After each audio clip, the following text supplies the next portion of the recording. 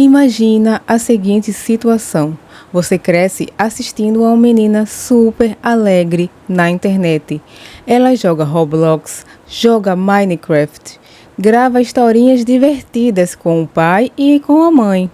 O canal dela chega a quase 5 milhões de inscritos. Milhões de crianças cresceram acompanhando essa família que parecia o comercial de margarina perfeito.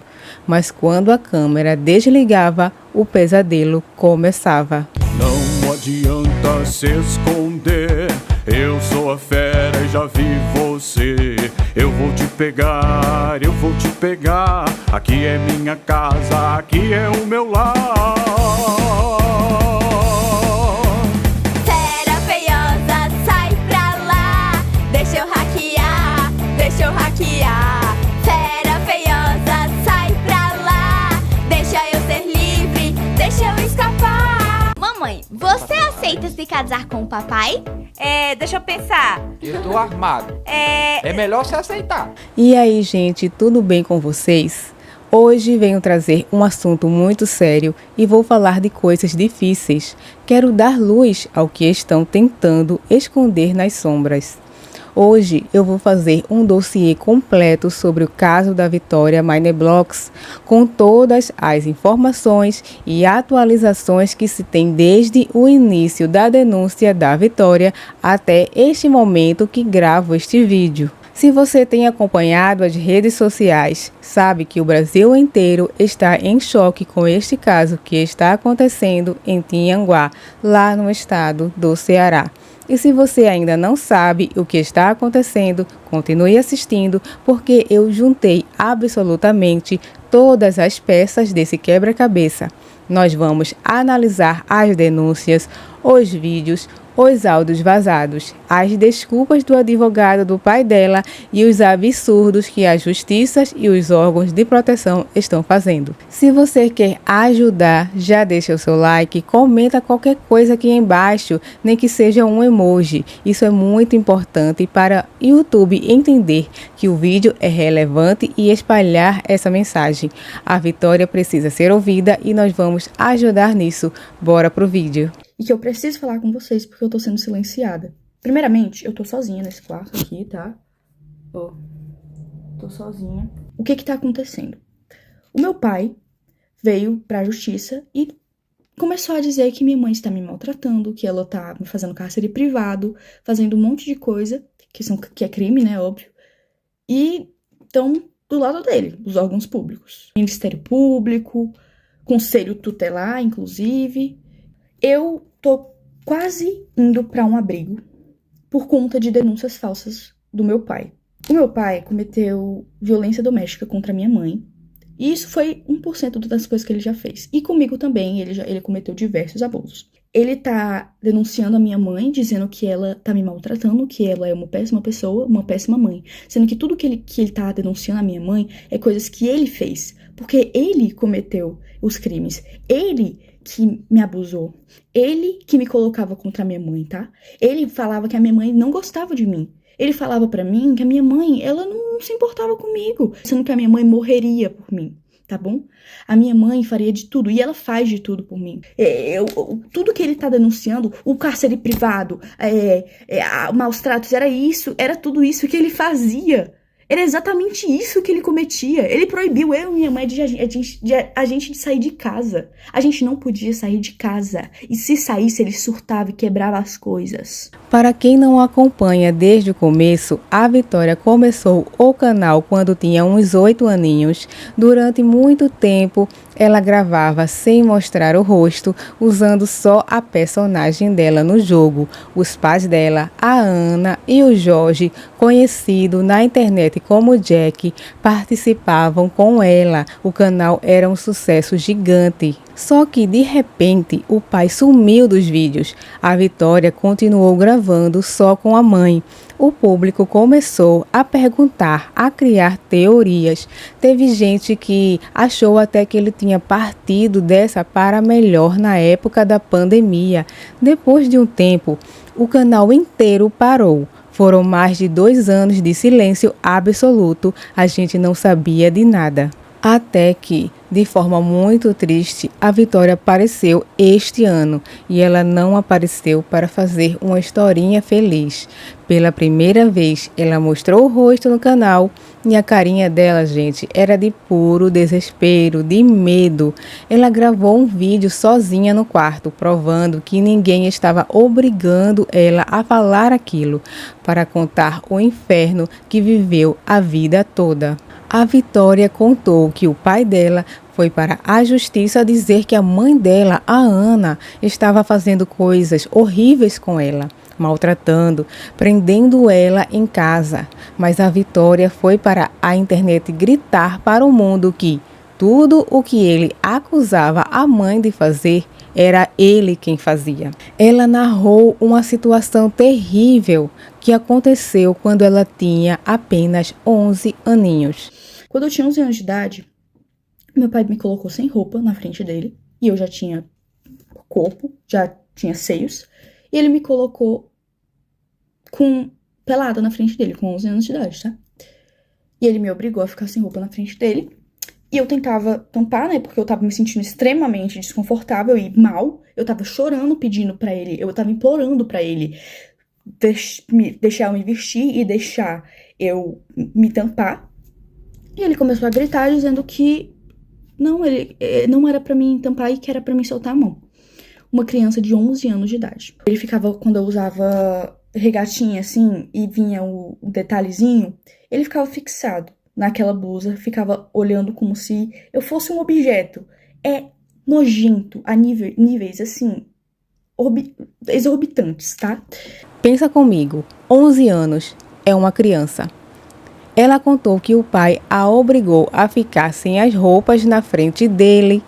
Ela já estava crescendo, o corpo estava mudando e ela chorava e implorava para ele deixar ela se cobrir. E segundo ela, o pai gritava, mandando ela tirar as mãos e não se tampar. Gente, isso não é papel de pai. Isso é uma maldade que marca a alma de uma pessoa para sempre. Além disso, ela relatou que ele tinha uma obsessão esquisita e nojenta quando ela usava roupinhas normais de criança, como regatas. E ele já chegou a quebrar computadores no soco. Ele já chegou a quebrar muitas coisas. Ele quebrava prato, quebrava um monte de coisa. Vidro, pote, ele quebrava tudo tacando na parede, querendo causar medo em mim, na minha mãe. Segundo a Vitória, a violência não era só contra ela. A Vitória cresceu vendo a mãe sofrer na mão desse homem. Ela contou que ele quebrava a casa inteira, vidro, pote, computador no soco. Tacava pratos na parede só para causar terror nela e na mãe. E o que mais me revolta é que os órgãos públicos não acreditam na minha palavra e na da minha mãe. O meu pai já chegou a correr atrás da minha mãe com faca, ameaçando matar ela. Ele já chegou a chegar na minha frente, isso tudo na minha frente. Ele colocava eu e minha mãe no carro e começava a correr em velocidade muito rápida para causar medo. E ele já chegou a quase bater várias vezes o carro, tá? Ela relata que teve vezes que ele correu atrás da mãe dela com uma faca. Teve vezes em que ele botou as duas no carro e começou a dirigir numa velocidade maluca, quase batendo só para que elas sentissem a morte de perto. Uma ilustração que o perfil do Wilson Oliveira mostrou no Instagram traduz bem esse clima de terror. Na imagem, aparece um homem gritando tarde da noite com duas pessoas encolhidas de medo. O homem grita: "Não tem vídeo gravado para amanhã? Vão gravar agora suas vagas. Pensem nisso." Essa cena foi uma cena real relatada pela Vitória. O dinheiro, os vídeos, a fama do canal, tudo isso era construído em cima do medo e das lágrimas de uma menina e de uma mãe. Eu cresci vendo meu pai tentando matar minha mãe, eu cresci vendo meu pai maltratar minha mãe. E antes que alguém pergunte, por que sua mãe demorou 12 anos para se separar do seu pai? Porque ele ameaçava matar os meus avós, que são os pais da minha mãe. Muitas pessoas na internet, no alto de sua ignorância, perguntaram: mas por que a mãe dela não separou antes? Foram 12 anos. Ou por que elas não gravaram no celular? Olha, me desculpem a sinceridade, mas quem faz esse tipo de pergunta não entende nada sobre o mundo real. Quando uma mulher está presa no ciclo de abusos, sofrendo ameaças o tempo todo, sair não é como fechar uma porta e ir embora. A Vitória contou que a mãe não saía porque ele ameaçava tirar a vida dos pais dela, os avós da Vitória. E sobre filmar, gente, quando você está vivendo um pesadelo, paralisada, achando que o pior vai acontecer com você ou com quem você ama, a última coisa que passa pela cabeça é bancar o detetive e pegar o celular. Você só quer sobreviver ao dia de hoje. Não dá para culpar as vítimas por não terem provas perfeitas quando o sistema todo age contra elas. Eu acho que ninguém tá entendendo aqui da justiça daqui da minha cidade, que eu moro em Tianguá, Ceará. E eu quero denunciar o Conselho Tutelar. Porque ninguém tá dando voz às vítimas de verdade, estão dando voz ao abusador. Entendeu? Porque o Conselho Tutelar dá informação pra ele, porque ele já foi motorista do Conselho Tutelar daqui de Tianguá. E ele tem essas amizades. E falam pra ele as coisas do processo que ele não poderia saber. E aí que entra a pior parte dessa história, o sistema. A Vitória mora em Tianguá, no Ceará. Ela foi à internet porque as autoridades de lá simplesmente não acreditaram nela. O Ministério Público, o Conselho Tutelar, parece que todos deram as costas. A gente tem medida protetiva contra ele, e ele infringiu elas. Ele veio aqui em casa, ele tá de tornozeleira eletrônica, mas ele passa na frente da minha casa. E a justiça não age. Ninguém tá acreditando no meu lado. Eu fui ouvida uma vez. E nessa vez, ainda banalizaram o que eu passei. Banalizaram os abusos, banalizaram tudo que ele fez. Agiram como se eu estivesse mentindo, agiram como se eu estivesse inventando aquilo tudo, porque ele manipulou todo mundo. Ela contou que a família tem uma medida protetiva contra o pai. Para quem não sabe, isso significa que a justiça determinou que ele não pode chegar perto delas. Ele usa até uma tornozeleira eletrônica, mas adivinhem, segundo a Vitória e a mãe, ele continua passando na frente da casa delas o tempo todo. E o que o Conselho Tutelar fez quando o vídeo da Vitória estourou? Eles divulgaram uma nota. Mas não foi uma nota dizendo: "Ei, Vitória, estamos aqui, vamos te acolher, você está segura". Nada disso. Foi uma nota fria, seca, preocupada apenas em defender a imagem do próprio órgão.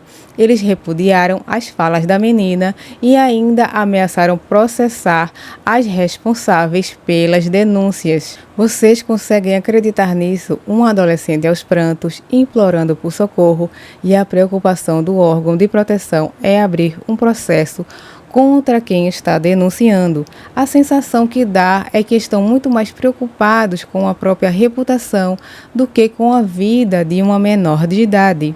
Nenhuma mulher e nenhuma criança deveriam viver com medo na própria casa, mas é exatamente assim que elas vivem. Com o caso ganhando repercussão, o advogado do pai foi à televisão tentar explicar a situação do lado do Jorge.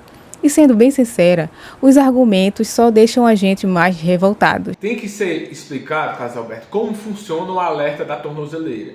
Uma coisa é ele se aproximar dolosamente perto da residência da vítima. Outra coisa é se ele estiver na rua e ela estiver no mercantil, numa farmácia, ele passar perto, o alerta vai apitar do mesmo jeito.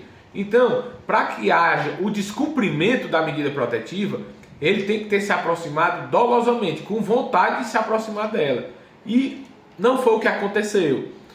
Pode ter acontecido de ele passar no local e ela estar na farmácia, na rua, alguma coisa do tipo, ou ele estar no trabalho dele e ela passar em frente e ter apitado o alerta da tornozeleira. Mas nós solicitamos ao juiz o extrato da monitoração, juntamos GPS, geolocalização do Google, onde ele passou desde o dia que ele colocou a tornozeleira até hoje, e ele não foi até a residência dela. Eles podem ter se encontrado, passado na rua, um local de 200 metros, mas dolosamente ele não se aproximou. E boa parte dos alertas, pelo que ele me passou, foram quando ele estava dentro do ambiente de trabalho. Inclusive solicitamos as filmagens do local. O apresentador perguntou sobre a tornozeleira eletrônica apitando.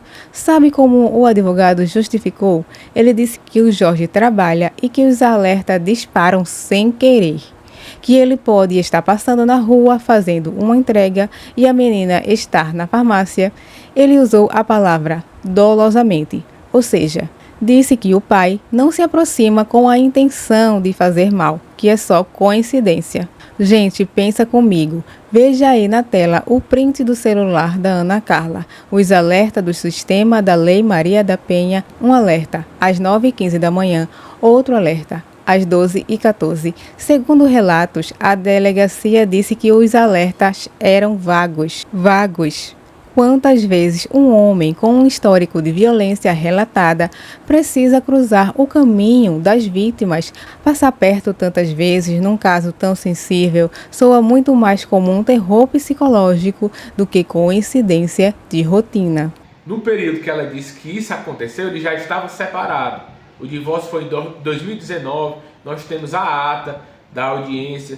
A ata da audiência foi em 2020, mas se separaram em 2019. Inclusive, ele saiu de casa em 2019. Nós temos contrato de aluguel, conta de água e luz, que no período que ela disse que ele que ela teria sofrido esses abusos, ele não estava mais convivendo com ela.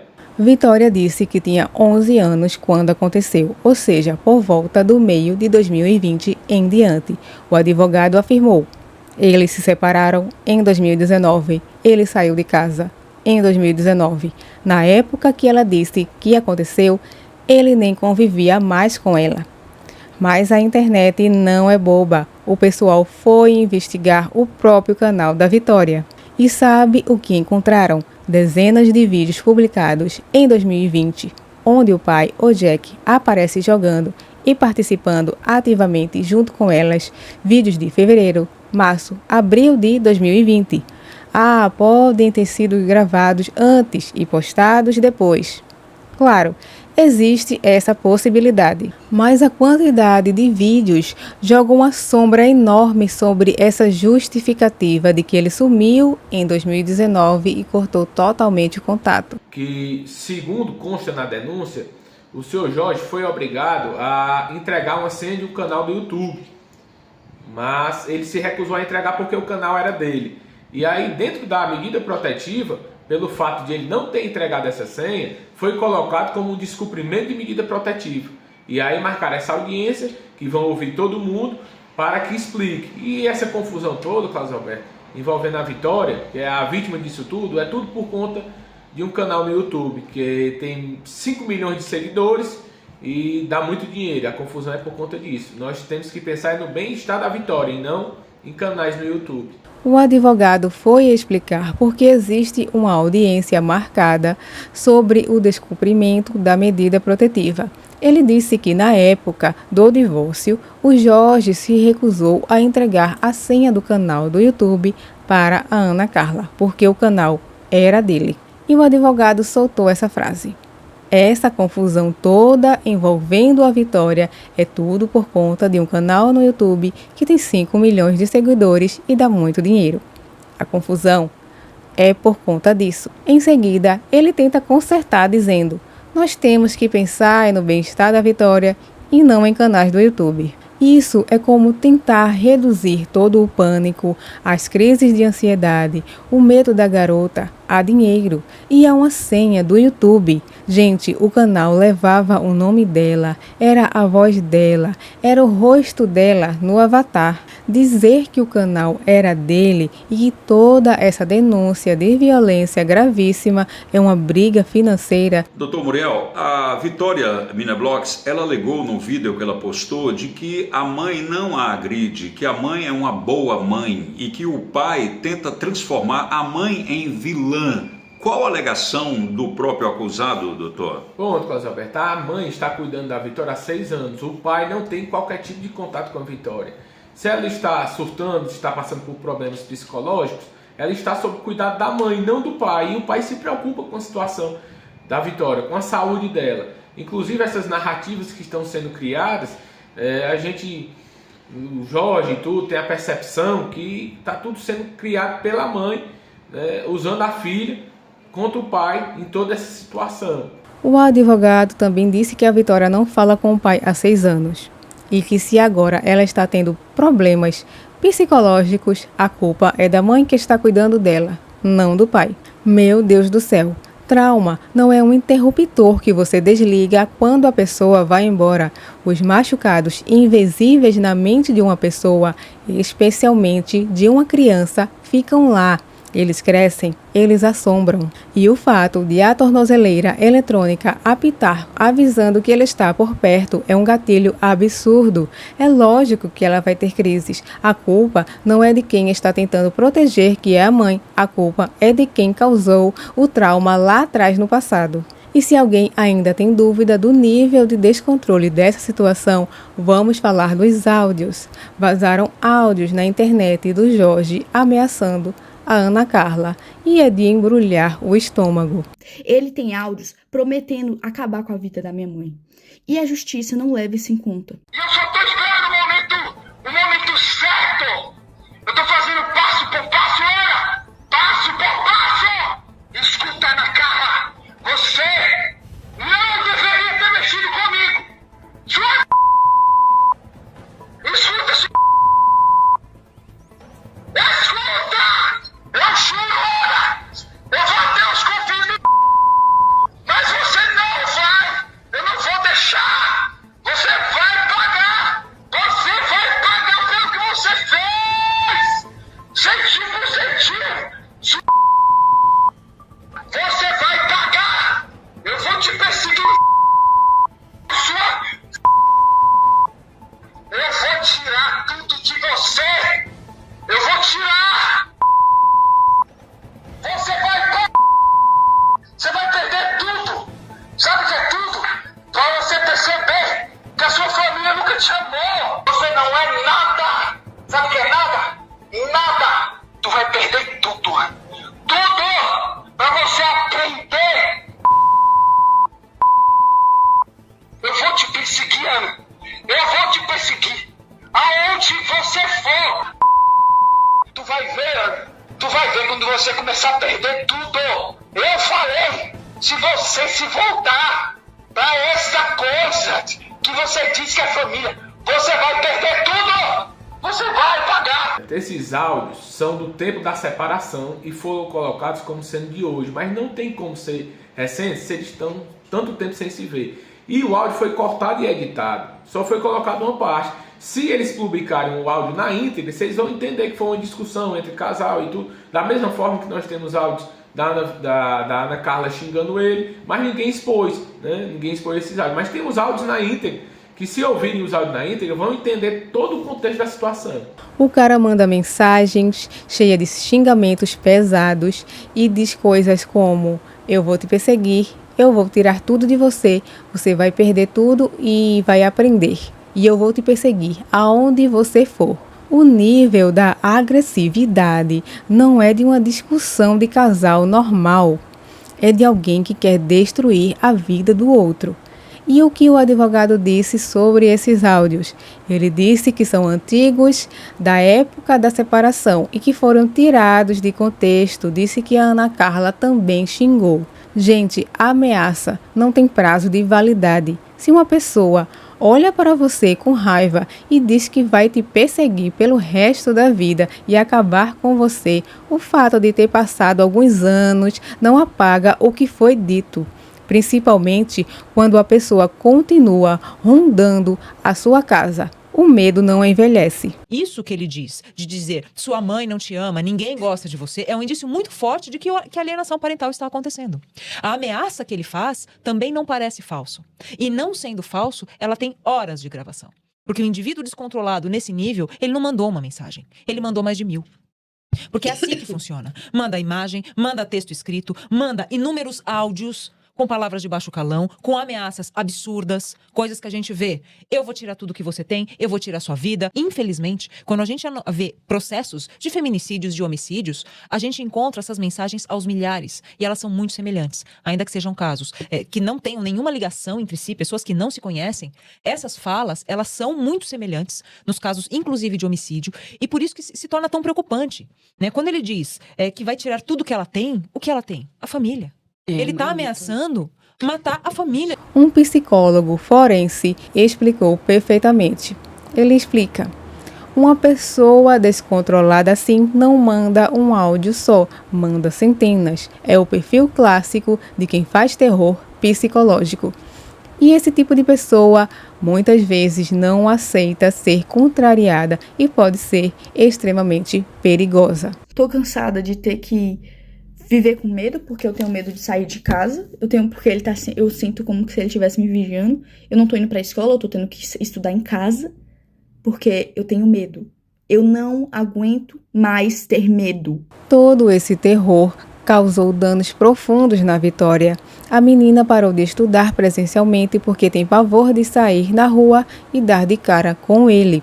Ela se sente vigiada 24 horas por dia. Ela relatou que teve ideações muito tristes e que precisou ser internada em clínicas psiquiátricas. E aí chegamos ao momento mais doloroso desse caso. Vazou um vídeo recente da Vitória dentro de uma ambulância. A cena é de cortar o coração.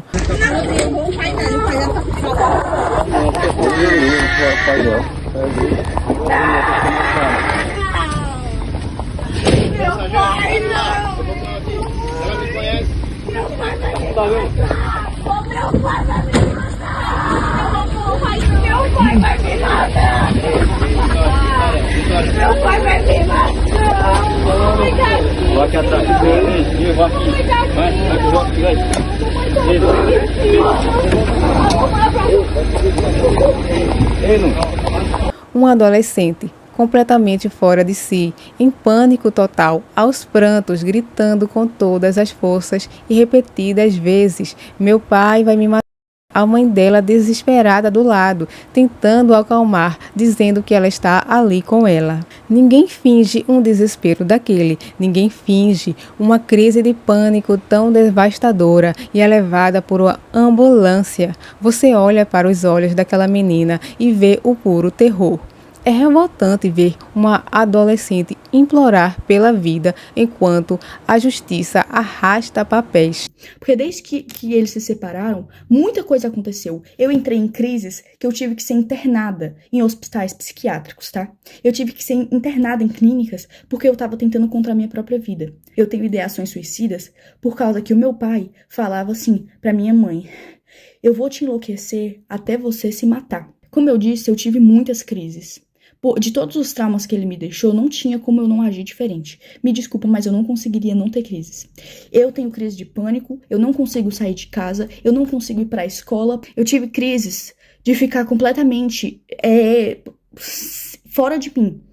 Eu completamente assim, em pânico. E mesmo assim, não acreditam no meu lado da história. Porque dizem que, você não tem provas de que ele abusou você. Então todos os traumas não são provas. Porque a gente, enquanto estava sendo abusado, o que a gente ia fazer? A gente ia pegar um celular e começar a gravar pra ele matar a gente na mesma hora? Ele foi na minha escola, mesmo tendo medida protetiva. A minha mãe tenta ao máximo não falar como tá o processo, porque isso já me deu diversas crises. Graças a Deus, a internet não ficou calada. O caso tomou uma proporção gigantesca. O comunicador, o Alisson Oliveira, tem sido uma das vozes mais importantes, atualizando o Brasil inteiro sobre o caso pelo Instagram. Inúmeros criadores de conteúdo trouxeram o assunto à tona. Outras influenciadoras gigantes, como a Cati Dantas, acionaram contatos que têm na justiça para tentar ajudar. O Brasil começou a olhar para Tianguá. Oi, Vitória, tem uma notícia muito boa pra você. Eu tô aqui com a minha Dinda, que trabalha no Ministério Público do Rio de Janeiro, e ela quer colocar você em contato com quem trabalha no Ministério Público do Ceará. A Carla Araújo tem um trabalho de enfrentamento contra a violência a mulheres, então é perfeito pro caso. Ela quer falar com você, eu já te mandei uma DM, abre sua DM lá no app vizinho, que tá com o número dela, ela quer falar com você, pode falar com ela. Vitória, a gente tá aqui pra ajudar você. E toda essa pressão social finalmente começou a dar pequenos resultados, embora ainda muito lentos. O Alisson divulgou que a polícia de Tianguá, sob o acompanhamento do primeiro-tenente J. Menezes, intensificou o patrulhamento. A viatura da polícia foi vista parada em frente à residência da família, trazendo um pouco de paz momentânea. O caso ultrapassou a barreira do estado. Deputados de Goiás já entraram em contato para acompanhar a situação.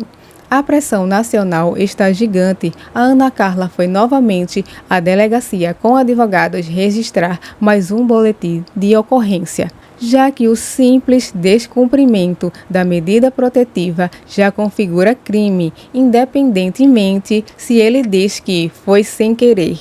O advogado criminalista Dr. Ronaldo Júnior analisou o caso e foi muito claro.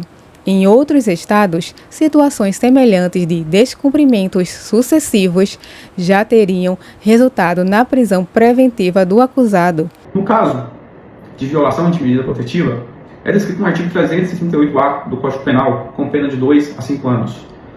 A presente situação é facilmente comprovada quando a vítima recebe em seu aparelho a notificação de aproximação do autor. Então estamos aí de uma situação de flagrante, possivelmente facilmente comprovada através do endereço da vítima e também da aproximação do autor, o qual estava utilizando uma tornozeleira eletrônica. A lei precisa ser cumprida e a proteção não pode existir só no papel de um tribunal. Mas enquanto o Brasil inteiro se levanta para defender essa menina, sabe quem continua em absoluto silêncio? A Prefeitura de Tianguá.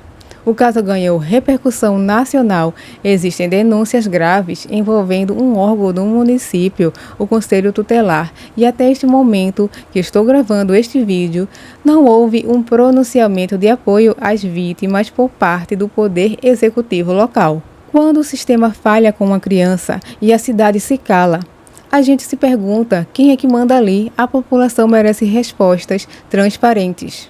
A Vitória nos lembrou o quanto esse silêncio machuca. Em uma das mensagens trocadas, ela desabafou. Pode demorar anos para eu ser ouvida.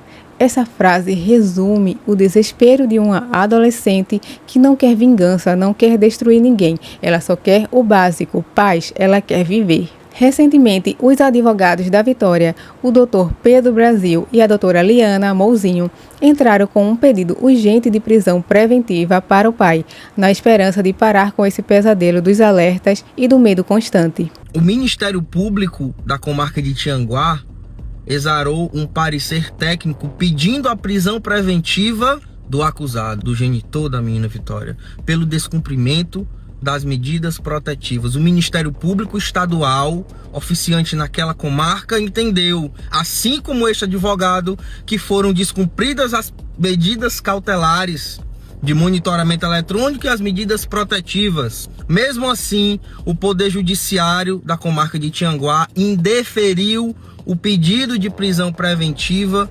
formulado pelo Ministério Público do Estado do Ceará, tornando assim válida apenas o cumprimento das medidas protetivas e do monitoramento eletrônico, permanecendo o acusado em liberdade. Porém, a decisão do juiz saiu e abalou muita gente. O pedido da prisão foi rejeitado. O juiz determinou que a tornozeleira eletrônica seja mantida, mas não prendeu o acusado. A Justiça de Tianguá negou o pedido de prisão preventiva de Jorge Aparecido Miranda Júnior, investigado por suposto descumprimento de medidas protetivas de urgência. A decisão foi assinada nesta quarta-feira, dia 20, pelo juiz. O pedido de prisão havia sido solicitado pela ofendida e também pelo Ministério Público, após registro do sistema SAC 24, apontando supostas aproximações entre o investigado e a vítima, mesmo com a medida de afastamento em vigor. Segundo os autos, foram apresentados alertas de proximidade registrados entre os dias 5 e 15 deste mês. Apesar disso, o magistrado entendeu que os elementos apresentados até o momento ainda são insuficientes para comprovar que houve descumprimento doloso das medidas protetivas, condição necessária para justificar a prisão preventiva. Na decisão, o juiz destacou que os registros do sistema de monitoramento eletrônico não esclarecem de forma precisa o tempo de aproximação, a distância entre as partes, nem as circunstâncias em que os fatos ocorreram. O magistrado ressaltou ainda que não há relatos de que a vítima tenha visualizado o investigado durante os episódios registrados pelo sistema. Outro ponto levado em consideração pela Justiça foi o fato de que o investigado atuar como entregador e repositor de mercadorias, função que exige deslocamentos frequentes por diversos pontos da cidade de Tianguá. Mesmo negando a prisão preventiva, a Justiça decidiu manter a medida cautelar de monitoramento eletrônico, entendendo que a tornozeleira continua sendo necessária para a fiscalização do cumprimento das medidas protetivas e para garantir maior segurança à vítima. O juiz também determinou que a Coordenadoria de Monitoramento Eletrônico encaminhe um relatório detalhado sobre os deslocamentos do investigado durante o período de monitoramento. A defesa deverá apresentar informações sobre a jornada de trabalho exercida pelo investigado. Na decisão, o magistrado afirmou que a prisão preventiva possui caráter excepcional e não pode ser decretada com base apenas em suposições ou elementos inconclusivos, sob pena de configurar a antecipação de pena. O argumento jurídico é que a justiça não age por pressão da internet, que a liberdade é regra e que sem provas robustas de dolo, ou seja, de que ele se aproximou com total intenção de fazer mal, não se decreta a prisão preventiva. É claro que a lei tem seus caminhos e não podemos pedir que juízes ajam apenas com base em comentários de redes sociais. O debate jurídico existe para isso. Mas, gente, sendo muito sincera com vocês, o debate deixa de ser apenas jurídico quando o lado humano grita socorro. Ninguém está pedindo condenação sem processo. Mas, poxa vida, quando a adolescente diz que não consegue ir para a escola, tem crises na ambulância e os alertas não param de tocar, o que a sociedade pede não é luxo, é proteção preventiva. Fica difícil para qualquer pessoa comum entender como todo esse conjunto de medo, alertas e denúncias pode ser minimizado. Apesar dessa rasteira do sistema, eu quero encerrar esse vídeo com uma mensagem de esperança, porque a Vitória, no meio dessa tempestade toda, mandou uma mensagem direta para o Alisson Oliveira para tranquilizar o público. Ela escreveu: "Oi, o Alisson, aqui é a Vitória, estou bem. Esse vídeo que acabou vazando foi, infelizmente, de uma crise muito forte que tive, mas já estou me recuperando. Agradeço por todo apoio e carinho." Gente, olha a força dessa menina. Ela parou no meio do próprio furacão para dizer aos seguidores que a amam que ela vai ficar bem. O Alisson também conversou com a Ana Carla e eles estão mais confiantes. A decisão da justiça foi frustrante? Foi, mas elas não perderam a fé. Elas sabem hoje que não estão sozinhas. Aquele homem que manipulava a situação dentro de casa não controla mais a narrativa. Milhares de seguidores que cresceram assistindo a Vitória Mineblox não soltaram a mão dela agora e nós também não vamos soltar. O que podemos fazer? Continuar cobrando, não deixar esse assunto morrer, compartilhar a verdade, marcar perfis de autoridades, orar pela Ana e pela Vitória. Mostrar para o sistema falho de Tianguá e do Brasil que nós estamos de olho e que o choro da Vitória não será mais abafado por quatro paredes. Deixo aqui o meu repúdio a qualquer forma de violência contra crianças e mulheres e o meu apelo para que a justiça de fato investigue cada detalhe dessa história com a urgência e a imparcialidade que ela exige. Gente, deixem a opinião de vocês aqui nos comentários. O que vocês acham dessa decisão do juiz? O que vocês acham do papel das autoridades até agora? Vamos conversar com muito respeito. Se você puder, compartilhe esse dossiê para que mais pessoas entendam o que está acontecendo e não caiam nas conversas tortas de quem tenta justificar o injustificado e descredibilizar as vítimas. Que Deus dê muita força e muita luz para a Vitória e para a mãe dela e que a verdadeira justiça seja feita. Até o próximo vídeo. Tchau!